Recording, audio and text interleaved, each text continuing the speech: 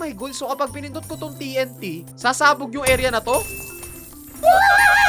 Binasic. Yan. Ganun lang pala eh. Ano to? Kamusta kabarkada? Tayo'y nagbabalik sa Pet Simulator 99 at ito po ay episode 2 at syempre, andito po tayo nagbabalik para mag-grind sa laro na to. At kung mapapansin ninyo naman po nakakuha ko na po yung mga rewards dito sa may Gedli at actually iniisip ko kung bibili ako ng VIP pero wag muna kasi ang kailangan muna natin gawin ay syempre tapusin yung mapa ng Pet Simulator 99 kasi gusto ko makita kung ano meron sa may dulo. At actually meron nga palang shortcut dito. Ay, hindi ko pa pala nabibili tong top damage. Top damage! Ibig sabihin, pwede kong i-tap yung... What? Ngayon ko lang nalaman na pwede mong i-tap yung mga breakables. Pero anyways, bilhin na po natin ang susunod na area at bilhin na rin natin itong magnet upgrade. Yan. So, feeling ko yung areas dito sa Pet Simulator 99 ay 99. So, ibig sabihin, kailangan natin i-unlock lahat ng area. At actually, akala ko dati, yung mga itlog na naka-display dito ay hanggang 99 lang. Yun pala hanggang 105 siya. So, dito na tayo magbubukas sa pang 22 na itlog at pwede tayong bumili ng 5 at ang ibibigay sa atin ay 2 cobra, 3 enchanted deer. So, gusto kong makuha tong ano to ba? Fairy ba to? So, try ulit natin bumili pa ng 5 at hindi ako binigyan ng fairy. At maalala ko, mas maganda nga pala kung gagawin na natin yung mga quest natin dito para tumaas na yung rango natin. Okay, kailangan natin mag-break ng save, kailangan ng presents. Ngayon naman, break 25 diamond breakables. Saan ba nakakakita ng mga... Ay, to, meron ditong isa. So, counted na to siguro. So, kapag sinira natin to, ba't hindi nadagdagan? Nadagdagan ba? Hindi ako sure. So, kapag sinira ko to, hindi naman technically diamond yan, di ba? So, itong crates ba? Counted ba to? Hindi ata. Oh, yun, counted. Basta may diamond. Ito, to. Counted? Counted ba yun? Basta may diamond? Hindi niya na-count. Oh! Meron tayong pet signature. So, ibig sabihin, hindi na tayo pwedeng magrat-rat ng pirma. Meron na lang tayong limited na pirma. Oh! Pero maraming YouTuber ang gumagamit ng signature. Isi-signature nila yung huge, tapos ibebenta nila, tapos yung bibili din silang bago, tapos pipirma, tapos bibenta. Parang ganun yung ginagawa nila para magkaroon sila ng maraming gems. At actually, kung makapansin yun, hindi ko po ginagawa yun mga kabarkada. Pero dito sa Pet Simulator 99, limited na yung mga signature ng YouTuber, which is good. Pero ang maganda dun, bago ko ilipat tong mga pets na to dito sa Pet Simulator 99, halos lahat dito may pirma na po. O, diba? Makapansin nyo naman, may pirma lahat yan. So, nakatipid tayo. So, pwede na natin i-claim tong gift bag. Okay, anong binigay sa atin? Hindi ko alam kung ano yung binigay. Pero i-claim natin tong diamond bag, lucky potion, top power, at damage potion naman yung susunod. Complete the classic OB, hatch 30 of your best eggs, and break 25 diamond breakables. Ah, madali lang yan. So, pwede ko nang bilhin tong panibagong area. At ang maganda dito sa Pet Simulator 99 ay mas marami tayong pwedeng gawin. Pwede tayong mag-upgrade ng potions. Pwede mong palivelin yung mga pets mo. Pwede ka pang maglaro ng mga minigames tulad ng OB. Ayan, kung makikita nyo, meron tayo dyan jungle OB sa may gilid. So, ang dami mong pwedeng gawin sa laro na to na hindi mo nagagawa dati sa Pet Simulator X. Oh my goodness. Sana talaga mag-update si Presto ng mga magagandang update sa laro na to. At syempre, laruin nyo na rin to mga kabarkada para habang maaga pa ay makakapag-grind na kayo. So, marami din tayo nakuhang enchants. Ito naman, nagbibigay ng 80% na coins. Ito naman, 25% faster and attacking 40% quicker. Happy Pets. Ooh, okay, dyan tayo sa... Diba ang pangalan dapat ng Pet Simulator 99 ay Happy Pet Game? Bakit naging Pet Simulator 99? So, merong upgrade dito, pet damage. So, bilhin na rin natin yan. Marami naman tayong gems. At speaking of madaming gems, oo nga pala, wait muna, pause muna tayo dyan. Balik tayo sa may pinakaumpisa dahil pwede na ulit tayong magdagdag ng mga pets na pwedeng i-equip. So, kapag pumunta tayo dito, dagdag natin yan, dagdag natin to, at idagdag natin yan. At 10 na ang pwede nating ilagay sa ating malupitang arsenal. So, pwede na natin ma-unlock ang susunod na area. At dito sa area na to, meron tayong merchant! Ooh! Hasty flag. Place in an area to supercharge pets last 5 minutes? What? Ganito yung sa may Bee Swarm Simulator, men. Oh my goodness. So, ibig sabihin, ang dami pala natin pwedeng gamitin. Squeaky Toy. Reward your pets. Deal damage 25% faster for 10 minutes. Oh my goodness. So, bukod sa potion, meron ka pa mga items na makakatulong palalo. Oh my goodness. So, kapag pinindot ko tong TNT, sasabog yung area na to? Oh My goodness! Eto na. Andito na ulit ang pinakamagandang feature noong Pet Simulator X. At ito po yung daycare, man. Daycare! At maaari tayong makakuha ng bag of coins, makakuha tayo ng bag of diamonds, at marami pang iba. Ooh, lucky level 10. Ganun pala yun. Ito ang pinaka-the best, yung mga malalaking chest na pwede mong sirain. Oh my goodness, let's go! At hindi mo na ngayon kailangan ng auto-clicker kasi automatic nang umakatay itong mga pets na to, men. At pansin ko, susunod na area ay lalanguyin natin, men. Oh my goodness, yan ang maganda. Gumagawa ng mga ganitong klase ng feature, men. Oh my goodness, ang ganda niyan. Actually, dapat pala nagfo-focus ako sa pag-rank up kasi technically, mas marami tayong magagawa kapag nagpa-rank up muna ako tsaka ako nag-grind. Kasi mas marami akong may equip na pet, mas marami akong ma-hatch na itlog at the same time. Tapos, marami pang iba. So, kailangan ko muna siguro magpa-rank up. Pero syempre, bago tayo magpa-rank up, bili muna tayo na mas malalakas pa ng mga alaga. O, diba? So, pwede na tayo mag-claim ng bag of diamonds. Yan. Actually, mas gusto ko yung ganitong klase ng pag-rank up kaysa yung parang nagbe-break ka lang ng mga breakables dyan. Tapos, tumataas na yung XP ng rank mo. Mas gusto ko to kasi meron ka talagang ginagawa. So, technically, mas nakaka-enjoy siyang gawin. So, marami din nagko-comment sa inyo na magbukas ako ng dragon eggs. Sa susunod na yan, sa mga susunod na episodes, huwag kayong mag-alala. Bibili ako ng dragon egg. Magano tayo niya, mag-binge hatch. Pero ang gusto ko munang bilhin sa ngayon ay itong VIP. Kasi alam nyo naman, kapag nagugustuhan ko yung laro, gusto ko, bibili ka agad ako ng VIP bilang suporta sa laro na ginawa nila. At dahil maganda ang laro na Pet Simulator 99, bibili tayo ng VIP. Walang problema. Oh! Binigyan ako ng Axolotl hoverboard tsaka ng VIP booth. Oh! Actually, meron na akong ganyan dati. Pero itong Axolotl hoverboard, wala pa ata ako nito sa Pet Sim na original o yung Pet Simulator X. At sa pagkakaalam ko, pwede na natin ma-access yung area na ito at puro diamond breakables pala dito. Okay, kunin natin itong VIP rewards at dito muna tayo para matapos natin itong malupitang break 25 diamond breakables. Oh, basic. Inizihan. Binasic mga kaibigan. Okay, nakakuha tayo ng magnet flag. Ano tong basic coin jar na to? Sirain mo to. Sirain nyo to, sirain. Ano to? Bakit napupuno siya? Kailangan ko muna siya punuin ng coins. Oh, ayun nga. Ito nga yung break 70 breakables in best area. Ibig sabihin yung area na may pinaka nabuksan mo. Pala ang ibig sabihin nun. So, isa sa mga kailangan nating gawin ay matapos itong jungle OB. Aba, pakalupit naman ng mga palaro ni Preston. Ito, gusto ko, Preston. Nakaka-enjoy. Naglalagay kayo ng mga bago sa laro nyo. Oh, ano yun? Danger. Falling rocks. Take cover. Oh my goodness. Bilis. Saan pwede magtago? Dito. Taguan. Okay. No. May isa na naman. Saan ako pwede magtago? Saan? Dito. No! Saan yung pwede magtago dito? May tataguan ba tayo dito? Parang wala naman tayong tataguan dito. Wala ata tayong tataguan dito! Saan pwede magtago? Alam ko na kung saan magtatago. Kahit saan naman ata, as long as meron kang gilid. Dito tayo? Ayan o, dito tayo. Alright, dito naman. Easy. Binasic. Yan. Ganun lang pala. Ano to? Masakit yan. Tuli na po ako. Tuli na po ako. Pagka nahiwa ka dito, talon ka na kagad dun. Rekta na. Ilog din naman yan. 58 seconds. Anong seconds ninyo? Comment nyo dyan sa baba. Ito na mga kaibigan. Magra-rank. Number 3 na po tayo. Oh my goodness. Ibig sabihin, pwede na tayo magdagdag ng ating mga pets na pwedeng i-equip. You know, 16 agad ang pwedeng madagdag. Okay, ano na susunod? Yung itlog. Asan yung itlog? Ito, yung egg machine. Ano pwede? Ilan? Oh, dalawa. Dagdag dalawa. Bali, 7 na yung pwede kong buksan. Yan ang gusto ko. Yan ang maganda. Ayan na. 1 platinum coin is equal to 1 million gold bars. Oh, pero bakit ang laki ng icon?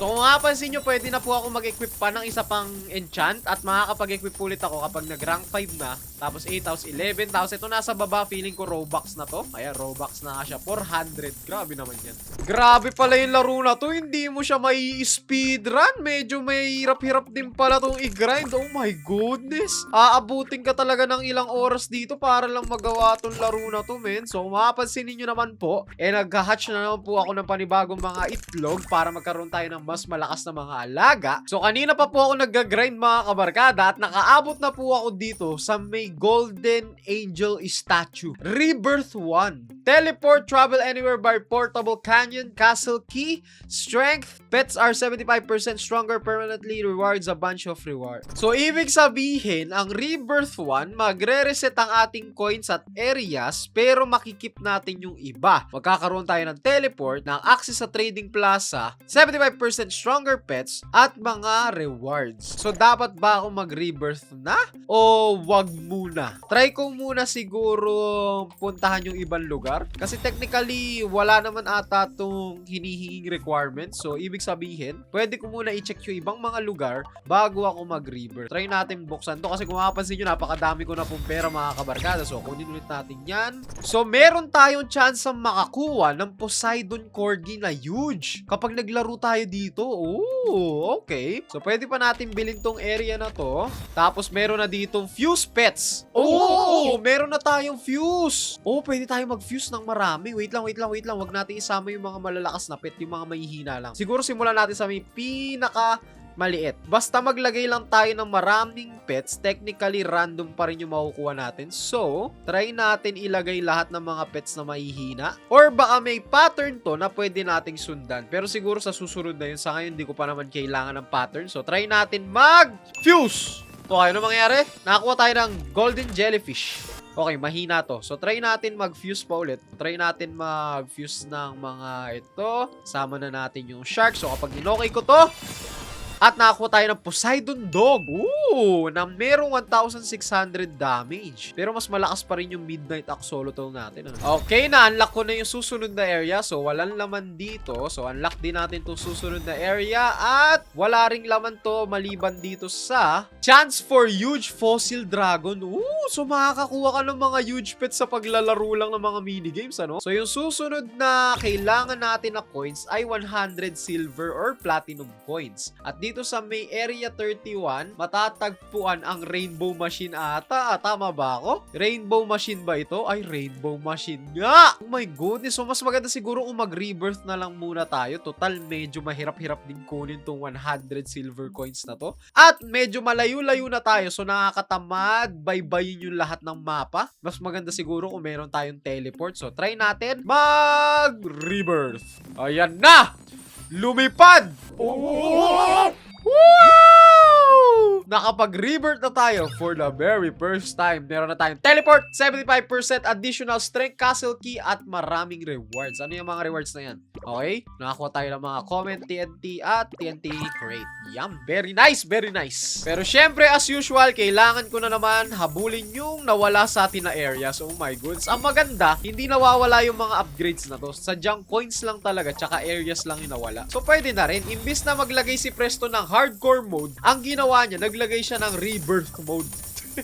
So, pwede na tayo mag-teleport sa castle. So, pwede na rin tayo mag-teleport sa colorful forest. At nakikita dito sa baba, yung mga nandun sa lugar na yun. So, meron tayo ditong free items, machine, meron tayong machine dito. So, kapag pumunta tayo dito sa may green forest, yung machine na tinutukoy niya ay itong pets equipped. O, diba? Free to play! Free to play ang inyong malupitang teleport. Walang iba. At speaking of free to play, kailangan natin bumili ulit dito para mas marami tayong pet na ma-equip. Ibig sabihin pwede na tayo mag-equip ng 32. Oh my goodness! 32 pets ang pwede na natin i-equip. Wow, ang dami ko ng pets na naka-equip. What? Ang dami na, men. Oh my goodness. Very basic na lang to. Makakahabol ka agad tayo nito. Buti na lang talaga nag-rebirth ka agad tayo para meron tayong teleport button. At syempre, pwede rin tayong bumili ng additional egg hatch. So, plus 2 lang yung nabili ko kasi wala na akong gems. So, kailangan pa natin magparami ng gems. Siguro mamaya magpa-farm ako. Pero sa ngayon, mag-focus muna tayo sa pag-unlock ng mga areas at pagtapos nitong mga quest na to. So, kailangan kong gumamit ng mga potions. Kailangan kong mag-earn ng diamond, mag-collect ng enchant, at mag-break ng mini chest. Very basic. So, it's a brand new day mga kabarkada at ilang oras na po ako nag-grind dito sa Pet Simulator 99 at kung mapapansin ninyo naman po sa ating Gedli, meron na po akong 7,000 platinum bar kasi nag-AFK po ako dito sa may area na to dahil hindi ko pa po na-unlock ang area 50. Oh my goodness! At eto na po! ang Area 50. At syempre, andito ang ating tropa na si Meet the Reaper nag-AFK din. Pero syempre, pwede na tayong mag-rebirth ulit. Oh my goodness. Ma-unlock na natin ang clans. Join clans and earn clan rewards. Ibig sabihin, pwede ko kayo isali sa clan ko? Magkakaroon tayo ng mas malalakas pang mga alaga at magkakaroon tayo ng mga rewards at maaari tayo makakuha ng mga huge pets. So all this time, hindi pa pala tayo pwede makakuha ng huge pets. So parang ano ang ginagawa dito? Parang iniiwasan ata ni Preston yung mga alt accounts. So mas maganda kung meron kayo mga alt accounts, i-grind na ninyo sila kasi hindi kayo makakakuha ng huge kung umpisa pa lang yung alt account nyo. At syempre, ma-unlock na rin natin ang auto hatch. So feeling ko libre tong auto hatch na to, hindi na kailangan bayaran na Robux. So walang problema Tito Preston, magre-rebirth ako para sa'yo. No problemo. Gustong-gusto ko yung mga ganyang mga binibigay mo, Tito Preston. Handa ako ibigay sa'yo lahat ng aking mga barya. At ayan na! Rebirth number 2. Meron na tayong clans, auto hatch at yung mga iba pa. Oh my goodness, let's go! So, syempre, para mabilis tayo makakapag-grind, i-unlock na natin ang mga secret weapon natin tulad nitong mga prutas na ito. At syempre, ang ating mga coin boost. Actually, nauubos na pala yung mga coin boost ko at saka yung damage booster ko. Pero syempre, i-speedrun na ulit natin to para mapuntahan na natin yung pinakadulo. Kasi feeling ko may kailangan pa tayong i-unlock dun eh. May nakita akong parang dojo dun eh. Parang pwedeng pasukan yung dojo. At speaking of pasukan, pwede pala natin pasukan tong castle na to. Sa pagkakaalam ko, ano ba meron dito? Okay, castle door at meron dito spinny wheel, crystal key, at saka trading plaza. Dito pala yung daan. Oh, tapos Yujatron. What? Sandali mga kaibigan. Hindi abot. Kailangan ko pa ng 9. Ay, ito hindi ko yan isasama. Ano to? Favorite ko to eh. So, dito ko pala magagastos yung tickets kasi may mga nakukuha akong tickets eh. So, nakakakuha dito ng mga enchants, mga potion, at saka mga gift bags. Ooh! Okay, ayos to Tito Preston. Talagang pinagsama-sama mo lahat ng laro sa Roblox ha. At syempre, meron tayo ditong crystal chest at pwede natin gamitin yung susi na nakukuha natin palagi. Meron pa ata ako isa dyan sa pagkakalam to. Kaso, wala ako nung babang part. Pero meron pa akong dalawa. So, do not worry. Ilang beses natin pwede buksan to? Unlimited?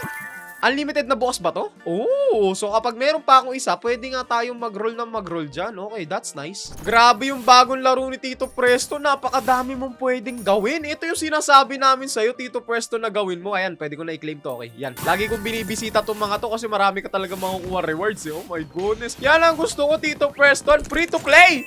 So, nandito na po ulit tayo sa final area, mga kabarkada. At yung susunod pa po na mga areas ay sa December 9 pa po lalabas. At ang araw po na nagre-record ngayon ako ay December 5. Ibig sabihin, 4 days pa bago mabuksan ulit ang mga panibagong area. At sa pagkakaalam ko, sobrang daming area pa ata mapupuntahan kasi 50 pa lang to. Pero kung makikita nyo dito sa may mismong spawn, eh hanggang ilan ba? Hanggang ilan yun nandito? Hanggang 105.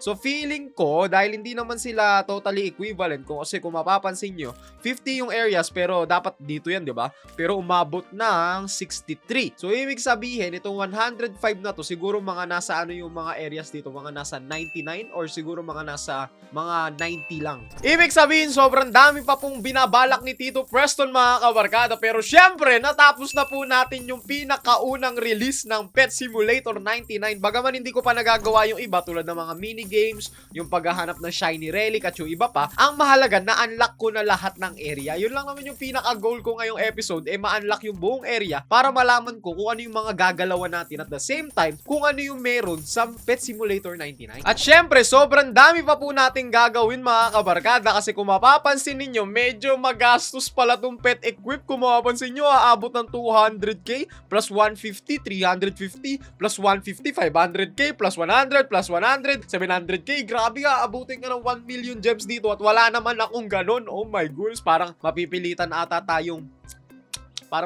tayo magbenta ng huge. Pero kasi pag nagbenta ako ng huge ngayon, panigurado mababa pa yung value nito. Dapat papatagalin pa natin para tumaas yung value ng mga to. Pero syempre, kailangan natin ng mga gems. At the same time, kailangan ko rin laruin yung mga minigames sa loob ng Pet Simulator 99. Pero siguro, mga kabarkada, dito ko na po tatapusin ang ating Pet Simulator 99 episode. Kung nag-enjoy ka, mag-subscribe ka na at i-comment mo na yung username mo dyan sa may baba. Dahil bibigyan kita ng huge pet kapag bumukas na po ang gifts method dito sa Pet Simulator 99. Pero yun lang para sa araw at hanggang sa muli. Paalam!